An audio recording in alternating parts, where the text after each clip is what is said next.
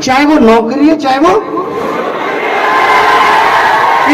जिंदगी कुछ नहीं है, जिंदगी आप हो। जिस दिन आपको ये लग जाएगा कि मैं किन्हीं भी हालातों में जी लूंगा। आज जितने सारे लोग स्ट्रेस ये सब चीजों से गुजर रहे हैं, उन्हें डर रहता है कल को नौकरी नहीं रही तो क्या होगा।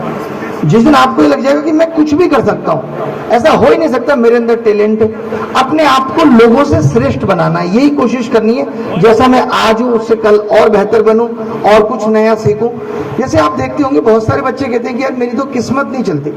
मैं आपको लाइव एग्जाम्पल बताता हूँ। मैंने उत्तर प्रदेश के एक बहुत छोटे से गांव में जन्म लिया, जहां पर लोगों की सोच आप गांव में जानते हो, पटना तो खुद एक गांव है, दिल पे न ले। गांव की स्थिति क्या होगी आप अच्छी तरीके से समझ सकते हो।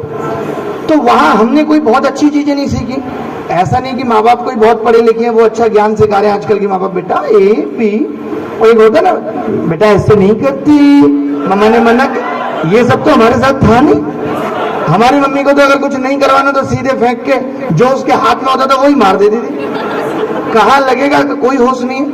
अभी भी दो जगह शरीर की ऐसी है, एक यहाँ पे और एक यहाँ।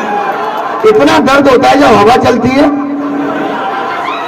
कि बचपन याद आ जाता है। तो हमने भी उस घर में रह के कोई बहुत अच्छी चीजें सीखी नहीं, बस एक चीज थी कि पढ़ाई करो पढ़ाई करो। 10th में जितना सोचा था कि इतना अच्छा करेंगे, नहीं कर पाए, ये कह के अपने आप को समझा लिया किस्मत अच्छी नहीं है। 12th में सोचा जितनी मेहनत करते थे वो फल नहीं मिलता था। घर वाले भी कहते थे अरे तुम्हारी किस्मत अच्छी नहीं, कोई बात नहीं। जब हम 12th के बाद कॉलेज में गए, वहां हमने देखा कि लोग जैसा हमारा नेचर है उसे पसंद नहीं करते।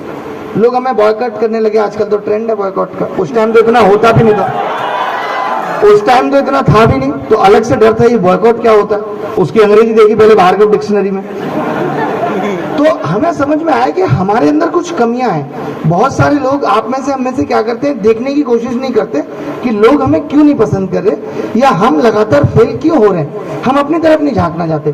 तो हमने एक क्वालिटी डेवलप की कि हम अपने अंदर कमियां देखेंगे और उन कमियों को हमने 1 साल में सुधारा। ये लाइव एग्जाम्पल है आपके सामने। जब हमने उन कमियों को सुधारना शुरू किया तो कॉलेज के सेकंड ईयर से हम देख रहे हैं लोग हमें सम्मान भी दे रहे हैं और हमारा रिजल्ट भी कम मेहनत से ज्यादा आ रहा है। फिर हमें ये लगने लगा मेरी किस्मत सही है। तो मैं इस निष्कर्ष पे पहुंचा कि किस्मत बहुत जरूरी है, लेकिन किस्मत लिखी नहीं आएगी, लिखनी पड़ेगी। जो जैसे कर्म करेगा उसकी वैसी किस्मत होगी। आप बताइए, माँ बाप अपने उस बेटे को सब कुछ सौंप देते हैं जो उन्हें लगता है कि सबसे ठीक है और बाकी का भी ख्याल रख लेगा। ऐसा तो नहीं एक बच्चा बड़ा बेकार है बाकी से भी लड़ता रहता है, माँ बाप उसे सब कुछ देने कभी नहीं देंगे। उसी को देते हैं जो बाकी का भी ख्याल रख ले और उनका भी रख ले। सेम भगवान का भी है, वो भी ऐसे लोगों को शोहरत और हर चीज बख्शता है जो उसे लगता है कि ये और 100, 200, 500 बंदों का ख्याल रख लेगा। उसको भी तो मैनेजमेंट चाहिए। गांधी जी का डीपीएसपी तो पढ़ा होगा ना, वो भी हायरार्की बनाते हैं। एक बंदा बैठा दिया 150 लोगों को ये भला कर रहा है, 2 मिलियन लोगों को ये भला कर रहा है।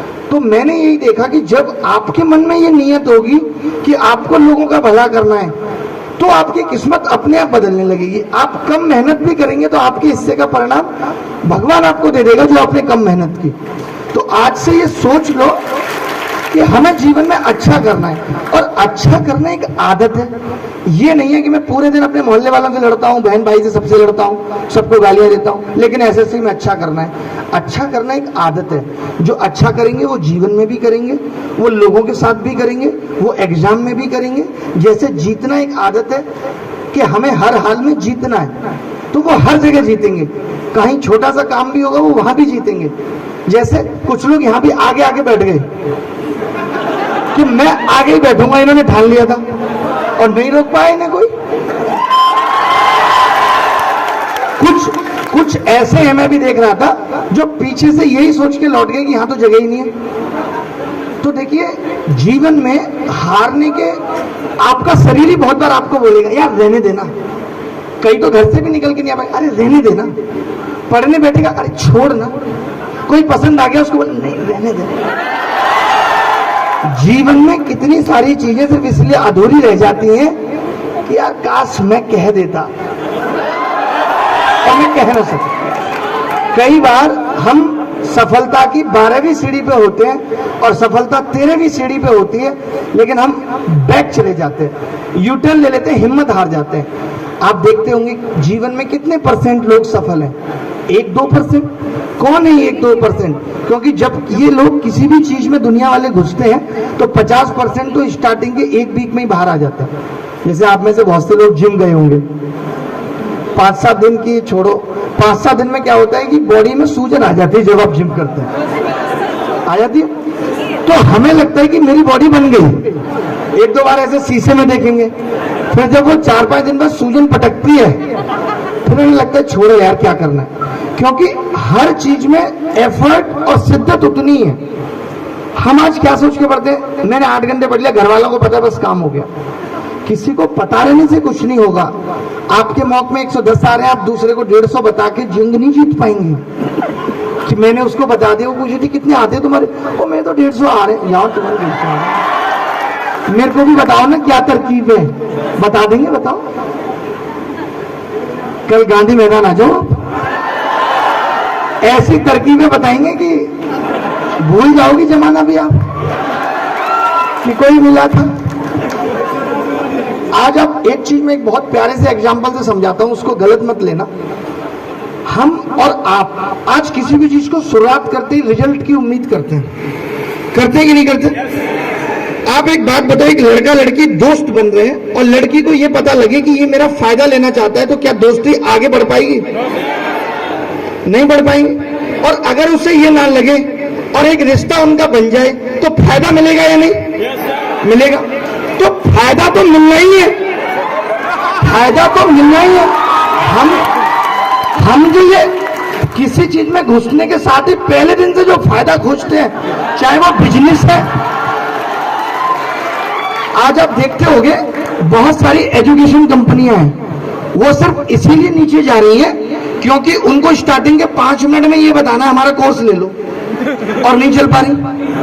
हमने तो कभी नहीं बताया, जरूरत भी नहीं पड़ी। और कम नहीं कि हमने अपने जीवन में, मुझे लगता है जितने लोग पढ़ा रहे हैं उतने तो हम यूट्यूब पर उससे कई गुना पढ़ा रहे हैं। तो आपको जब काम करना शुरू करना है तब कभी ये सोचना नहीं है कि इसका फायदा क्या होगा।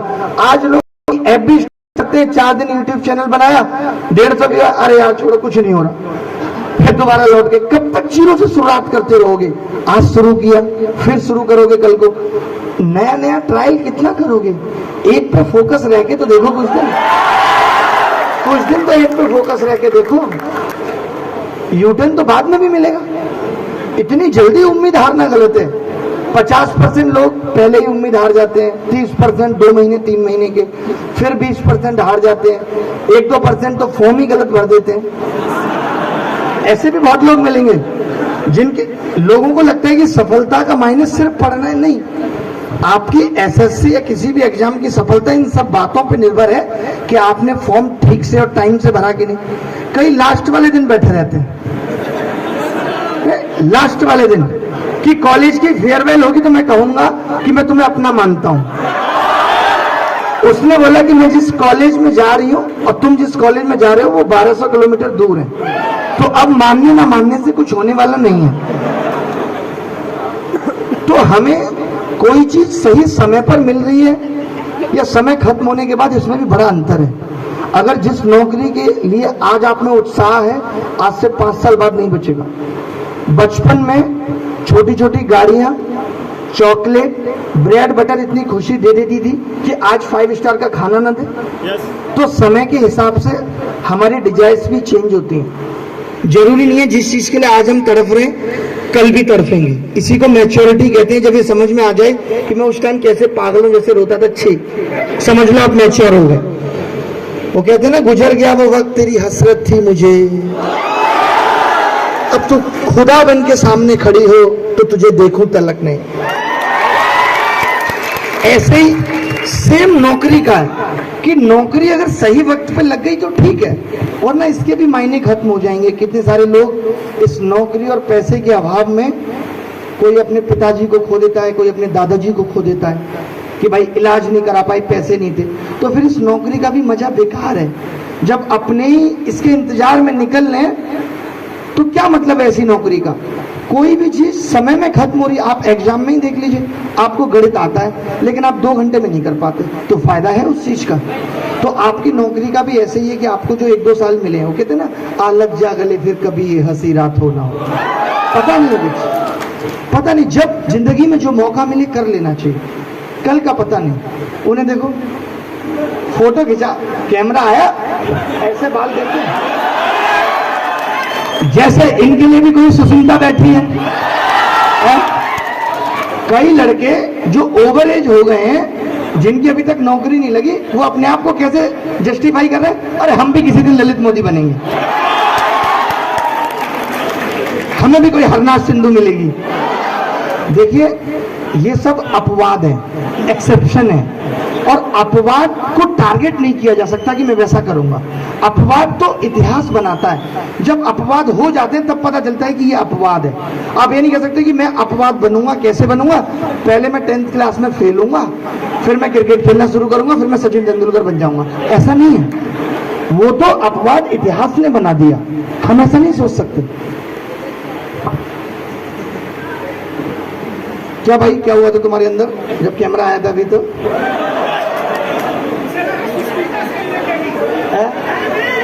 आप लोग इधर क्यों खड़े हो? इधर जगह नहीं हो पा, अच्छा इधर जगह नहीं है। आप इतना खा के मोटा क्यों गए बे? इसका भी अपना पता अलग है। अगर आपकी नौकरी लग गई और आप मोटे भी हैं, तो लड़की वाले भी देख के जाके क्या कहते हैं, घर पे सास ने पूछा लड़का कैसा था, अरे मोटा है। भाई ने कहा मम्मी मोटा सा है, तो पापा कैसे कह रहे, पढ़ता रहता था पूरे दिन, मोटा हो गया। और आपकी नौकरी नहीं लगी, खा खा के बाप का पैसा मोटा आ रहा है। भाई यहाँ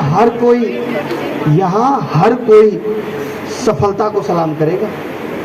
आप लाख एक्सक्यूज दे के आपको लगता होगा आपने किसी अपने को सेटिस्फाई कर दिया, बट सबको नहीं कर पाएंगे। कोई सुनेगा नहीं कि पेपर वाले दिन आपकी बस खराब हो गई थी, आपको बुखार आ गया था। किसी को इन बातों से कोई मतलब नहीं है। आपका रिजल्ट क्या है आज आप देखते होगे। पहले प्री के नाम पे गांव में अच्छा रौला हो जाता था, रिश्ते भी आ जाते थे। आईएएस की तैयारी कर रहा लड़का, यही बड़ी बात हो जाती थी। बट आज आप प्री निकाल दो, आप मेंस निकाल दो, आप टियर 3 निकाल दो, लोग ये कहते हैं पता नहीं है, क्या पता टियर 3 के बाद छट जाए। अब जब तक ज्वाइनिंग नहीं है तब तक कोई घास डालेगा नहीं। अब कई लोग इसको कहते हैं हम तो घास खाते ही नहीं, हम तो शेर है। मजा आ रहा है? थोड़ा थोड़ा इन लोगों से भी बात करना शुरू करते हैं, बीच बीच में बातें निकलेंगी, कहानी आएंगी। तुम्हारे क्या हाल है भाई? तुम भी पढ़ते हो? तुम भी पढ़ते हो? कह रहे हम पढ़ते तो माइक सेट करते हैं। ऐसा कुछ नहीं है, ललित मोदी नहीं पढ़ा, सेट किया है। हाँ भाई खड़े हो जाओ। तुम्हारा हाँ, हेलो, हाँ जी बोलिए सर। प्रणाम। मेरे हाल में आने के लिए स्वागत है। मेरा नाम मुकेश और सर पहले तो कुछ लाए हैं सर आपके लिए, एक मतलब कुछ लाए हैं हमारे लिए? मतलब प्यार लाया से नहीं लाया सर, तो देना चाहते हैं सर, बस मारी डालेंगे क्या? तो इजाजत है सर, मैं वहाँ आ सकता हूँ? बिल्कुल बिल्कुल, आप यहाँ आ सकते हैं। और बाकी पीछे इनको माइक पास कर दीजिए भाई, इनको माइक पास कर दीजिए। अच्छा आपको कुछ पूछना है? खड़े हो जाओ। सर नमस्कार। सर नमस्कार। आप बहुत नर्वस लग रहे हैं, बहुत नर्वस लग रहे हैं।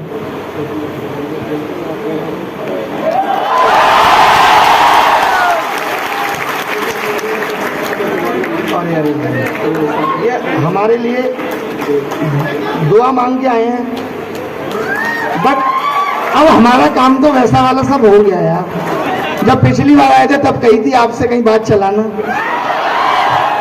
आप लोग चलाए नहीं सही तरीके से।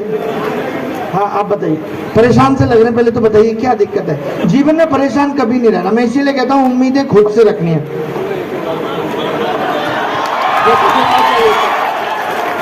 लोग कहते हैं उम्मीदें नहीं रखनी चाहिए, मैं तो कहता हूँ सबसे रखनी है। सबसे नहीं रखनी, खुद से रखनी है कि मैं खुद के लिए सब कुछ करूंगा। बताओ, आप परेशान मत रहो, आराम से बताओ, रिलैक्स रहो, एकदम बढ़िया दांत दिखा के बोलो।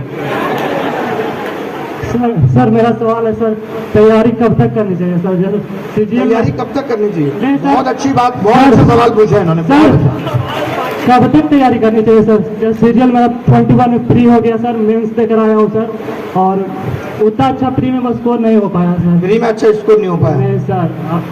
अब कोई बात नहीं, ऐसा कुछ नहीं, कई बार एंगेजमेंट में पंगे हो जाते हैं, लेकिन शादी ब्याह सही निपट जाते हैं, ऐसे टेंशन मत लो। मैं बताता हूँ, इसका जवाब बताता हूँ।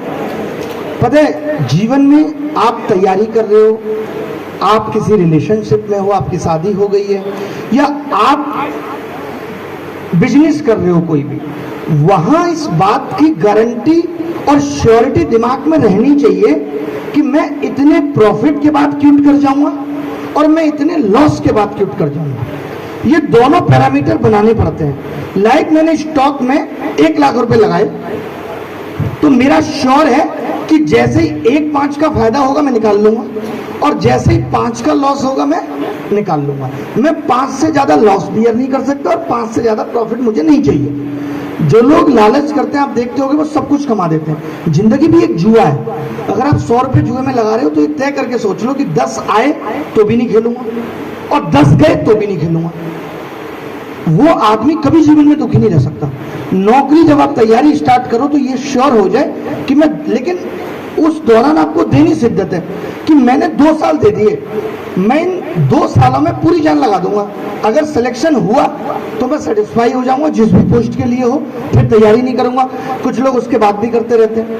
यहाँ पे लोगों का सेटिस्फेक्शन लेवल नहीं आता। बहुत से लोग मुझसे पूछते हैं कि सक्सेस और सेटिस्फेक्शन में अंतर क्या है, एक ही चीज है?